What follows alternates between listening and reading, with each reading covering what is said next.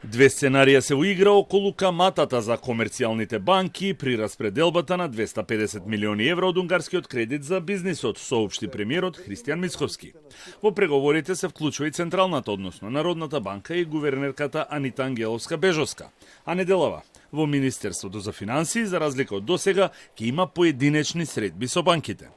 Дали владата ќе ги покрие трошоците за кредитниот ризик, останува отворено прашање.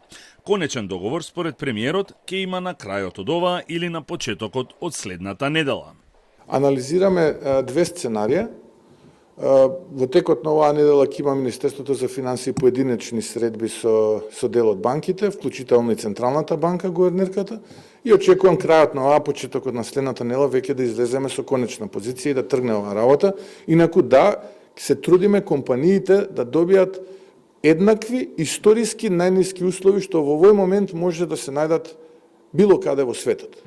Премиерот Мицковски викендов по средбата со банкарите кажа дека се разгледува висината на банкарските трошоци и дека тој дел останува да се допрецизира за да може да почне исплатата на парите. Од друга страна пак бизнисот бара што побрзо да почне вбризгувањето на средства, бидејќи на македонската економија и треба поддршка.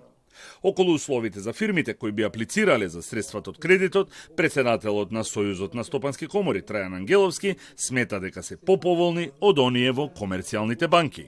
И да се случи субвенционирање на каматите, ова нема да биде првиот случај. И во минатото владите македонски ги субвенционирале каматите и сите нормални држави на овој свет одлучиле дека им се потребни банки за развој. Очекуваме што е можно побрзо владата да ги договори условите.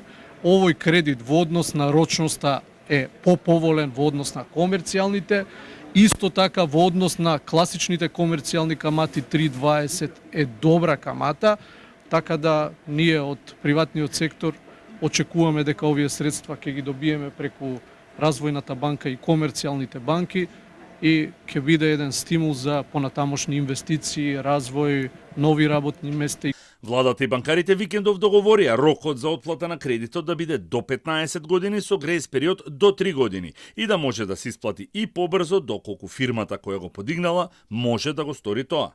Ова прашање беше една од пречките, бидејќи во праксата на банките овој рок да изнесува од 7 до 10 години.